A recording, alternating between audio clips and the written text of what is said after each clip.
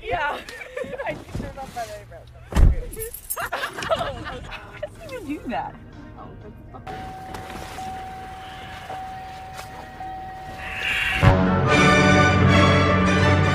Halo Rebahaners, dimanapun kalian berada, bagaimana kabarnya? Kembali lagi bersama saya John, still in the house. Kali ini saya lagi-lagi akan merangkum sebuah film yang disutradarai oleh M. Night Shyamalan berjudul Split tahun 2016.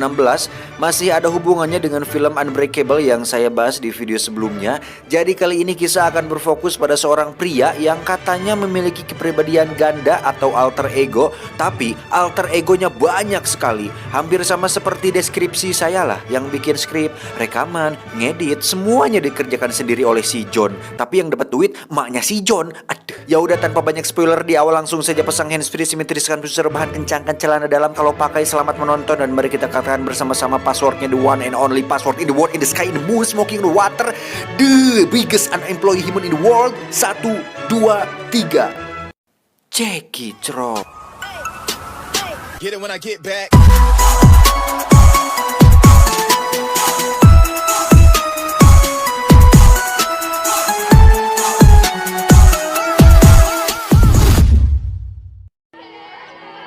Diawali dengan memperlihatkan seorang gadis muda bernama Casey. Ini rarainya, seorang gadis penyendiri yang sulit untuk bersosialisasi dan memilih untuk ngendog daripada bersundau gurau dengan teman sebayanya. Ada Marcia dan Claire, dua orang teman sekelas Casey yang tidak terlalu berteman dekat dengan Casey. Namun saat mengetahui mobil jemputannya mogok, ayah Claire pun mengajak Casey untuk ikut dengan mobil mereka. The car broke down. You don't really want to miss that. Saat ayah Claire sedang memasukkan barang-barang ke bagasi, tiba-tiba muncullah pria asing yang melumpuhkan si ayah, kemudian masuk ke dalam mobil dan menculik mereka bertiga. Pria ini bernama Kevin.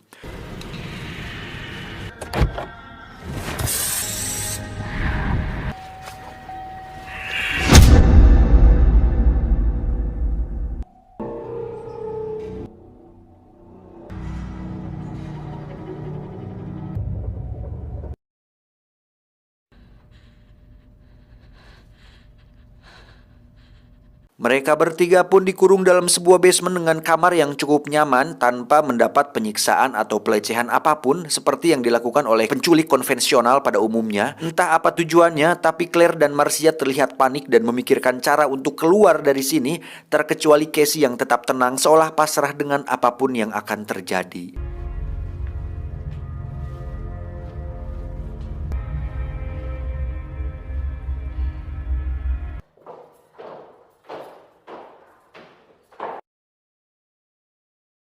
Beralih ke seorang psikiater bernama Dr. Karen Fletcher. Ini babangusnya, yang mana dia melihat sebuah berita tentang penculikan 3 gadis muda untuk kemudian menerima pesan email dari seseorang bernama Barry untuk meminta bertemu dengannya.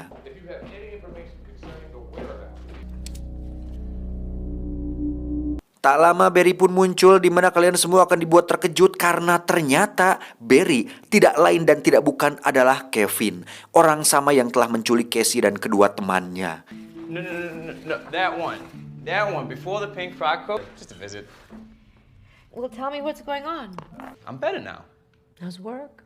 Great. Faktanya, Kevin adalah seseorang yang mengidap gangguan kepribadian yang disebut dengan DID, Dissociative Identity Disorder, atau lebih dikenal dengan gangguan kepribadian ganda, tidak pakai campuran. Menurut riset tim IQ 7, DID atau gangguan kepribadian ganda biasanya merupakan suatu reaksi terhadap trauma sebagai cara untuk membantu seseorang menghindari kenangan buruk, dan gejalanya ditandai dengan memiliki 2 atau lebih jenis identitas kepribadian.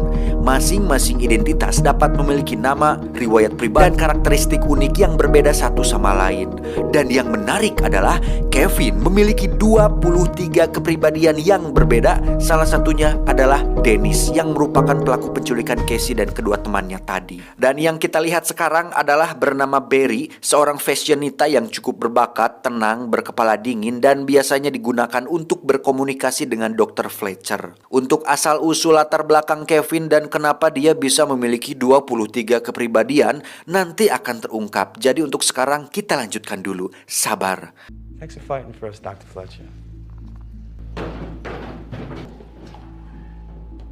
Kembali ke Casey dan kawan-kawan yang melihat seorang wanita memakai rok panjang di mana mereka berteriak minta tolong berharap wanita itu akan membantunya. Tapi saat membuka pintu ternyata... Don't worry. He listens to me. Ya, dia adalah Patricia, kepribadian lain dari Kevin yang merupakan dalang di balik penculikan ini. Dan dari ke-23 kepribadian yang ada dalam tubuh Kevin, Patricia lah yang paling mengerikan dan paling mendominasi karena tujuan dia menculik Casey dan kedua temannya adalah untuk dijadikan persembahan atau makanan untuk menyambut kepribadian ke-24 yang sebentar lagi akan muncul. Setelah Patricia keluar, muncullah si Dennis lagi yang meminta mereka untuk menjaga kebersihan sekaligus menyuruh mereka bertiga untuk membersihkan toilet yang penuh dengan kotoran dan kopet yang berserakan. Think he's gonna feed us to his dogs? Saat tengah malam, mereka pun dikejutkan dengan kemunculan sosok lain dari Kevin, yakni Hedwig, seorang bocah berusia 9 tahun yang tiba-tiba sudah duduk tepat di lawang panto. My name's Hedwig. I have red socks. What? Someone's coming for you. And you're not gonna like it. Where's food? Pada akhirnya Casey dan kedua temannya pun sadar bahwa orang yang telah menculik mereka memiliki gangguan kepribadian, sehingga Casey pun mencoba memanfaatkan situasi ini dengan mempengaruhi Hedwig, si anak kecil berusia 9 tahun ini, agar mau membantunya keluar dari sana sebelum Patricia dan Dennis muncul kembali. Namun usaha tersebut harus gagal karena Hedwig lebih takut kepada ibu Patricia dan langsung menutup pintu saat itu juga. You could show us the way out. Wait a minute. No, please don't throw.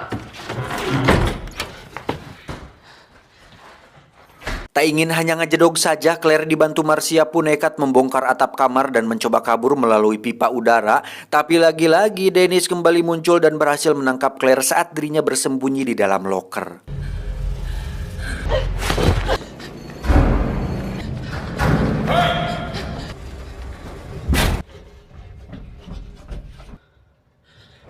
I thought I lost you. Remove it.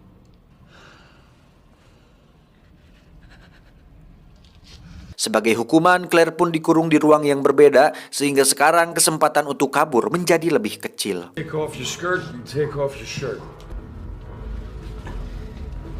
Sementara itu kita akan diperlihatkan Dr. Fletcher sedang mengikuti seminar melalui aplikasi Skype, di mana dia menjelaskan tentang satu pasiennya yang unik, yaitu Kevin.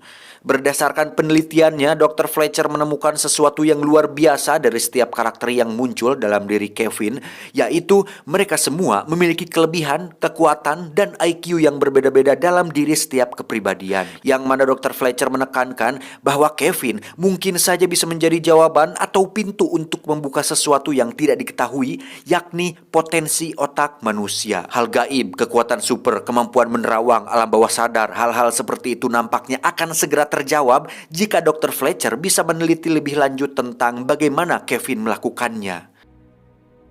Is this the ultimate doorway to all things we call unknown? Kembali ke Casey yang sedang didandani oleh Patricia, di mana mereka berdua diajak ke dapur untuk makan malam bersama. Dan ketika Patricia sedang lengah, Marcia pun menghantam Patricia menggunakan kursi dan langsung melari meninggalkan Casey sendirian di sana. Dengan sebuah pisau di tangannya, Patricia pun menyuruh Casey untuk kembali ke kamar, sedangkan Marcia sendiri harus tertangkap dan dikurung di ruangan yang berbeda, sehingga sekarang mereka bertiga harus terpisah satu sama lain. The dark hair girl? She's gonna be kept in another closet.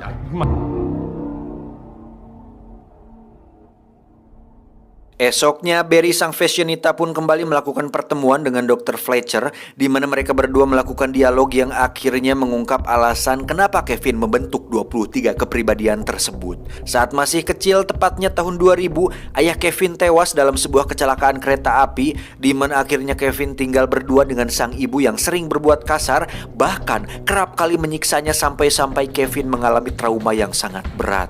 Nah, sebagai pertahanan diri, alam bawah sadar Kevin secara tidak langsung menciptakan 23 kepribadian, yang mana ke-23 kepribadian tersebut bertugas untuk melindungi tubuh si Kevin asli dari berbagai situasi yang ada. Karena pada dasarnya, mental yang dimiliki oleh Kevin tidak memiliki kemampuan untuk berontak, terlalu lemah untuk bertindak, sehingga diperlukan kepribadian lain yang lebih kuat dan mampu melindungi Kevin dari segala macam mara bahaya. Who are you?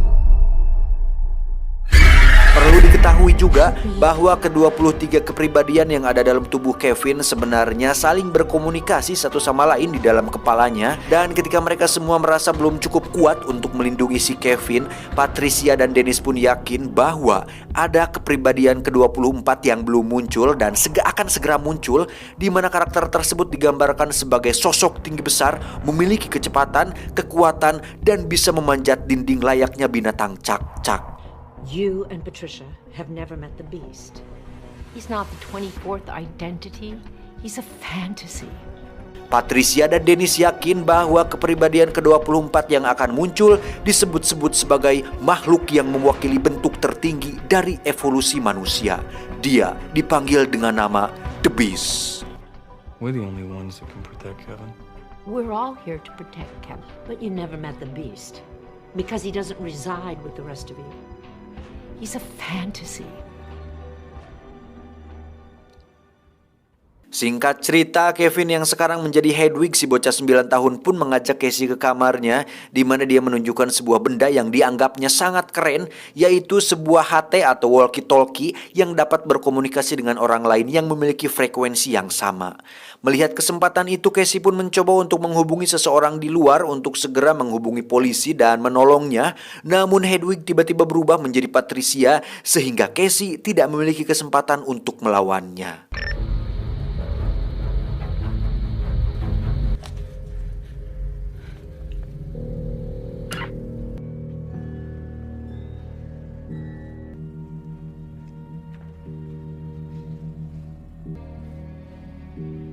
Beast is a sentient creature who represents the highest form of human's evolution. You will be in the presence of something great.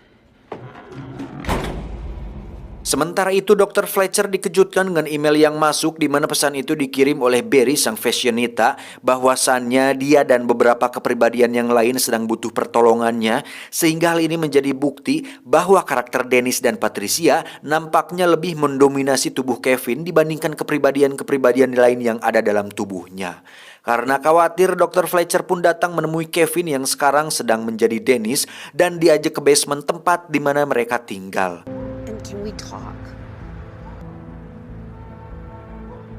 We're very similar, you and I, both on the outside looking. Di situ Dennis bercerita bahwa Patricia dan dirinya telah mencoba meyakinkan kepribadian yang lain bahwa akan ada kepribadian ke-24 yang akan muncul, yakni The Beast. Namun karena mereka semua terlalu takut, akhirnya Patricia dan Dennis memutuskan untuk mengurung kepribadian yang lain, sehingga yang ada dalam tubuh Kevin sekarang lebih dominan dikuasai oleh Dennis dan Patricia. Dr. Fletcher pun menyangkal adanya sosok The Beast yang katanya memiliki kekuatan seperti monster, karena secara logika hal itu sangat mustahil dan manusia memiliki sebuah batasan.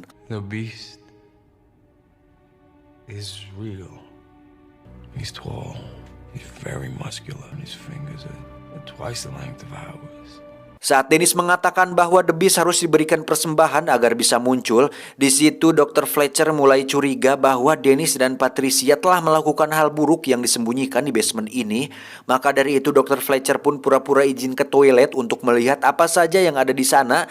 Dan saat membuka pintu salah satu ruangan, betapa terkejutnya beliau ketika melihat ada seorang gadis yang sedang disekap, yaitu si Claire. Dan tiba-tiba,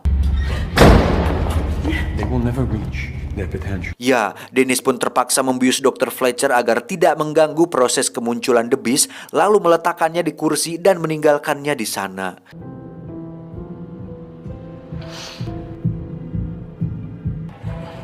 Thank you, Dennis. Karena sebentar lagi The Beast akan datang, Dennis pun pergi ke toko bunga untuk menyambut kedatangannya atau kemunculannya, untuk kemudian naik ke dalam kereta kosong dan... I have a very bad feeling that I'm losing time.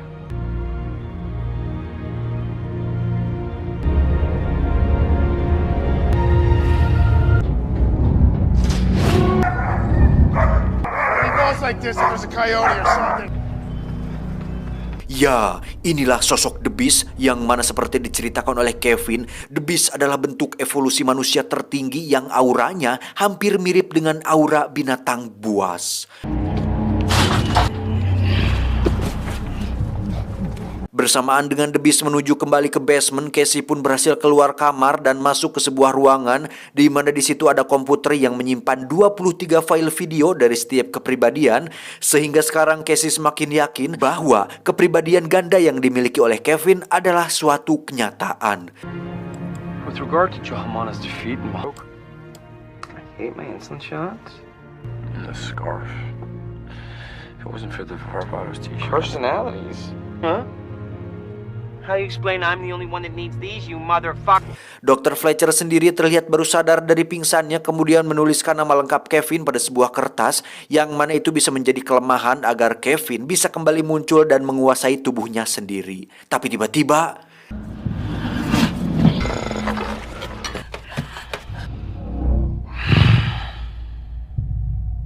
ya, The Beast pun muncul dengan tubuh yang penuh urat dan bernapas seperti binatang, yang mana pada momen ini akhirnya Dr. Fletcher sadar bahwa manusia bisa melampaui batas kemampuannya jika dia percaya 100% pada otak dan tubuhnya sendiri. Thank you for helping us till now.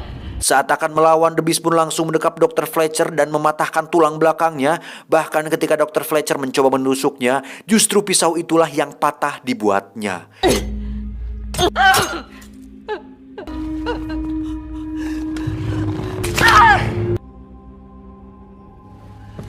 Casey sendiri berhasil menemukan kunci pintu keluar dan mencoba untuk mencari kedua temannya. Tapi ternyata Marcia sudah tewas dengan kondisi perut seperti habis dikoyak binatang buas. Dan saat membuka pintu ruangan Claire, akhirnya dia bisa melihat langsung saat The Beast memakan Claire hidup-hidup. Casey pun pergi ke ruangan tempat Dr. Fletcher tewas dan menemukan sebuah kertas bertuliskan sebutkan namanya Kevin Wendell Crumb. Dan tiba-tiba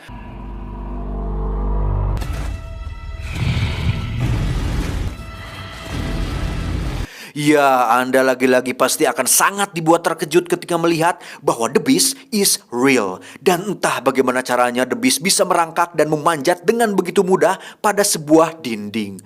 Dan saat Casey menyebutkan nama lengkap Kevin, The Beast pun seketika menggeliat kesakitan dan akhirnya The Beast berubah menjadi Kevin asli. Kevin Wendell Crumb. Kevin Wendell Crumb. Kevin Wendell, get out here! Who are you? What's happening? Setelah kepribadian Kevin asli dikubur dalam tubuhnya sendiri, dia pun tak ingat apa yang terjadi setelah itu dan kenapa dia bisa berada di sini. Namun Kevin menyadari betul bahwa kepribadian-kepribadian yang muncul dalam dirinya tidak bisa lagi dia kendalikan, dan malahan dia sendiri dikuasai oleh mereka semua, terutama Dennis dan Patricia. Sehingga ketika melihat Dr. Fletcher mati dan Casey terlihat ketakutan, di situ Kevin sadar bahwa kepribadian dalam tubuhnya telah melakukan hal-hal yang sangat buruk, sehingga Kevin meminta Casey untuk membunuhnya dengan sebuah shotgun dan beberapa peluru yang dia simpan di dalam locker. Tapi saat akan melakukannya, tiba-tiba Kevin menghilang dan muncul kepribadian-kepribadian lain yang meminta agar Casey tidak melakukan hal tersebut. Their actions do not represent us. They are everybody just take a minute. Frighten the bud.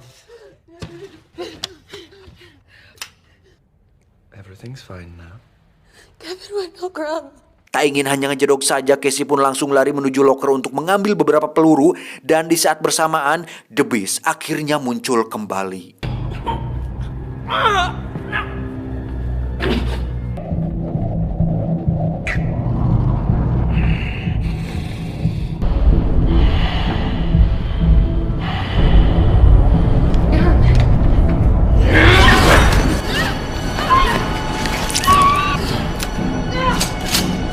Ya, The Beast pun berhasil melukai kaki Casey dan menyobek bajunya, tapi beruntung Casey berhasil lolos untuk kemudian dia lari ke ruangan lain, di mana di situ terdapat sebuah jeruji besi yang biasa digunakan untuk mengurung binatang buas.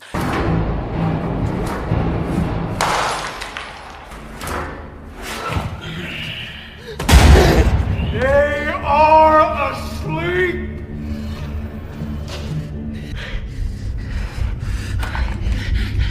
Tak punya pilihan lain, Casey pun mengurung dirinya sendiri agar The Beast tidak bisa mendekatinya.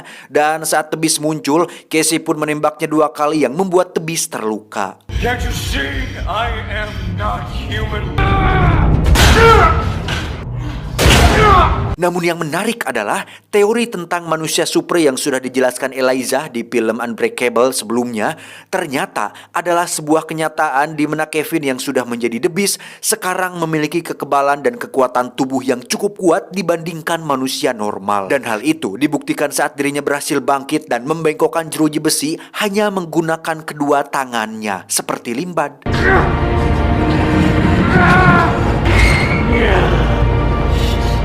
Namun alangkah terkejutnya The Beast ketika melihat beberapa bekas luka pada tubuh Casey, di mana The Beast menganggap bahwa Casey memiliki hati yang murni, dalam artian Casey telah merasakan penderitaan sama seperti yang dirasakan oleh Kevin, sehingga The Beast memutuskan untuk tidak jadi membunuhnya.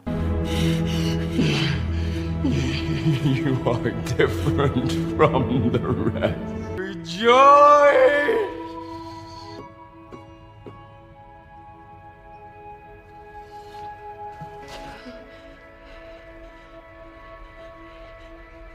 Bekas luka itu sendiri Casey dapatkan dari perlakuan kasar pamannya waktu kecil, sekaligus menjadi alasan kenapa Casey menjadi seorang gadis pemurung dan penyendiri. Dan itulah alasan kenapa The Beast atau Kevin ini tidak melukainya, karena dia hanya mencari jiwa-jiwa kotor yang belum pernah merasakan rasa sakit sebelumnya. Saat diselamatkan oleh seorang penjaga, akhirnya diketahui bahwa tempat Casey dikurung merupakan basement di sebuah kebun binatang yang ternyata Kevin adalah salah satu staf yang bekerja di sana.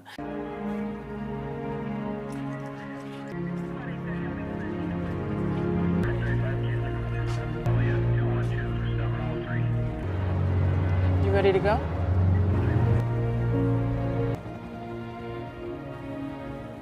Di sisi lain, kita akan melihat Kevin sedang berada di tempat persembunyiannya, di mana ke-23 kepribadian tersebut sedang berdiskusi untuk mengembangkan karir The Beast agar menjadi sosok kuat yang mungkin bisa merubah dunia dengan kekuatan yang dimilikinya. We trust in him. Let him show the world how powerful we can be. Insiden mengenai penculikan itu pun menjadi berita viral yang membuat Kevin mendapat julukan The Horde alias kawanan karena memiliki lebih dari satu kepribadian dalam tubuhnya. Sehingga hal itu memancing perhatian seorang pria yang merupakan security di sebuah stadium yang tidak lain adalah David Dunn.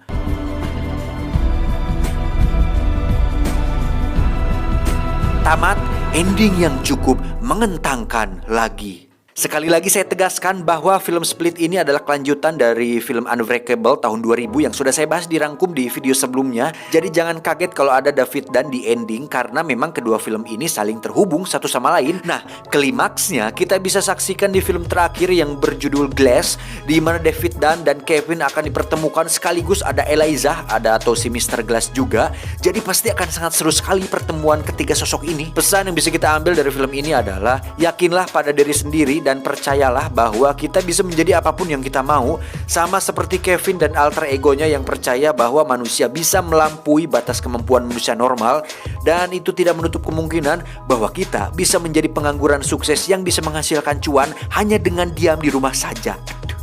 Saya John beserta tim IQ 7 yang beranggotakan 1 orang mengucapkan terima kasih dan sampai jumpa di video selanjutnya. Adios, Karang Gigi Penyu Laut.